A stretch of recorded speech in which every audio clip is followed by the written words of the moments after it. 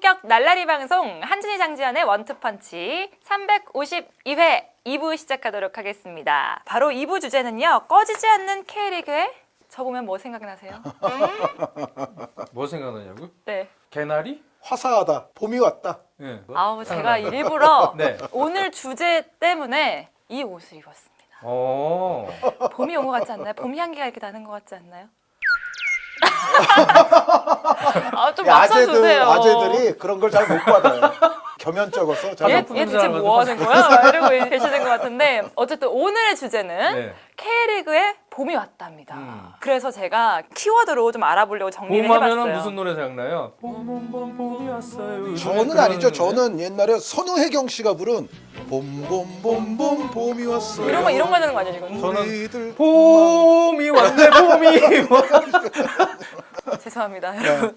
사과드리겠습니다. 네. 어쨌든 노래로 이렇게 기분 좋게 좀 시작을 해봤어요. 네. 정말 K리그에 봄이 왔는데 그래서 3라운드를 마친 지금 제가 키워드로 좀 정리를 해봤습니다. 첫 번째 키워드가요. 바로 대구FC의 돌풍이에요. 정말 팬도 잡고 실력도 잡고 경기장까지 잡았어요.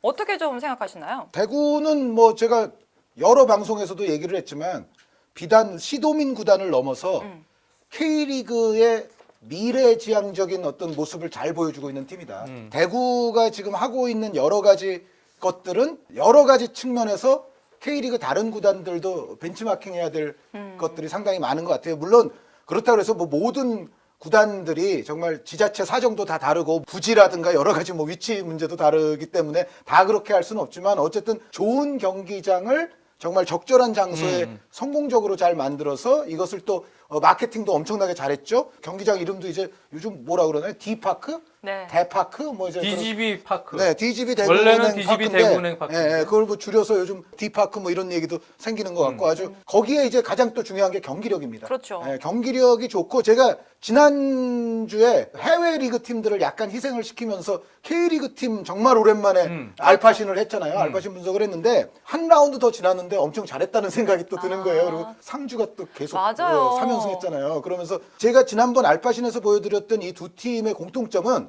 전술적으로 이 두 팀이 지금 보면 가장 완성돼 있어요. 그러니까 예를 들어 전북만 하더라도 조금 이제 전술적인 과도기를 겪고 있고 그리고 경남 같은 경우도 제가 봤을 때는 말컹 선수 있을 때와 지금을 비교하면 약간 과도기적이라고 보여져요. 그러니까 경남도 물론 뭐 좋은 선수들을 잘 데려오긴 했습니다만 전체적으로 보면 약간의 이제 불안감과 기복도 좀 있는데 상주와 대구가 왜 지금 잘 나가냐? 전술적으로 가장 이미 잘 정착이 돼 있고 완성이 돼 있고 안정이 돼 있다는 거예요. 그런데 어쨌든 대구 말씀으로 다시 돌아가면은 여러 가지 어떤 외적인 것을 잘 마련하는 것은 물론이거니와 거기에 경기력과 전술도 또 아주 잘 받쳐주고 있고 선수들이 또 잘해주고 있는데 이거를 또 홍보도 대단히 잘해서 K리그 뉴스에 상당 부분이 지금 대구 얘기 아닙니까? 맞아요. 뭐 틀면 대구 나온다 할 정도로 맞습니다. 시도민 구단이 언제 이런 적이 진짜 있었을까 싶을 정도로 지금 K리그의 뉴스를 대구가 엄청난 비율로 지금 다 차지하고 있거든요. 네. 근데 이 정도라면은 정말 지금 대구의 모습에는 박수가 진짜 아깝지가 않죠. 그리고 모든 이제 K리그 구단들이 지금 대구가 하는 것처럼 할 필요가 있다는 생각입니다. 예. 지난 시즌 후반기부터 올해 챔피언스리그 경기까지 치면은 14승 5무 4패더군요. 네. 대구가 성적도 좋은데 제가 여기서 여러 가지 요인들이 다 들어왔죠. 성적, 거기에 스타도 또 나오고 거기에 좋은 팬들을 위한 인프라까지 형성되면서 세 가지가 단기간 내에 아주 잘 조화롭게 이루어져서 지금 대구FC가 이렇게 흥행을 하고 있는데 저는 크게 이제 이번 대구FC를 보면서 우리가 하나의 영상 컨텐츠 그러니까 대구FC를 물론 직관하는 환경도 상당히 팬들 입장에서는 좋아졌지만 그거를 미디어가 노출되는 환경에서 팬들이 보면서 대구FC 정말 멋있는 팀이 됐다. 네, 분위기도 좋고 미디어의 노출에 대한 효과인데요. 그 미디어에서 사실 우리가 그동안 다 알고 있었지만 간과했던 것을 또 한 번 대구가 확신을 시켜줬다. 그거는 이제 저도 영상을 전공했지만 하나의 어떤 미디어에 노출되는 영상 콘텐츠들 영화든 드라마든 네.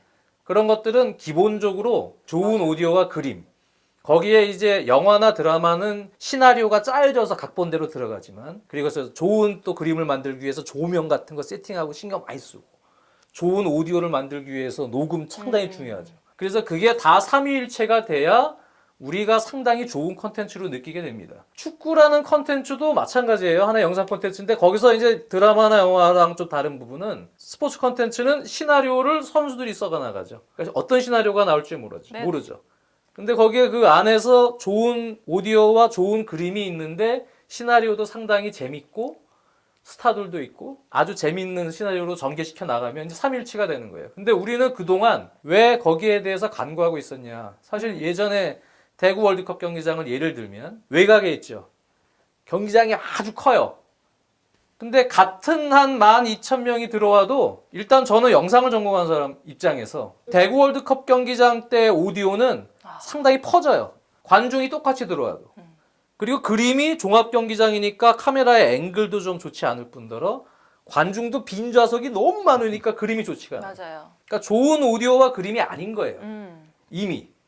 아무리 경기가 좋은 시나리오로 선수들이 만들어가도 중요한 3가지 중에 2가지가 안 돼 있으면 네. 좋은 콘텐츠가 아니에요. 제가 하나만 실례를 들면 90년대 말에 TWI라는 회사가 네. 트랜스 월드 인터내셔널이라는 회사가 하이라이트 프로그램 예. 말씀하시는 거죠? 한국에 와서 K리그 경기들을 하이라이트 프로그램을 계약을 해서 그거를 스타스포츠에 아시안 풋볼쇼라는데 동남아권에 방송이 됐어요. 동남아권에 방영을 했어요. 네. 스타스포츠를 통해서. 근데 당시에 1년 만에 철수를 했어요. 그 뒷얘기를 들으면 철수했는데 그 이유가 첫 번째 그림이 좋지 않아서. 그림이 당시에는 2002년 한일 월드컵 전에 90년대 말이거든요. 아직 새 경기장들이 건설되기 전이라 네. 종합운동장이 많고 잔디가 다 누렇고 하이라이트를 스타스포츠로 아시아스포츠로 나오는데 경기장이 누래요. 잔디가. 관중도 뭐 그렇게까지 많은 건 아니었고 그렇고.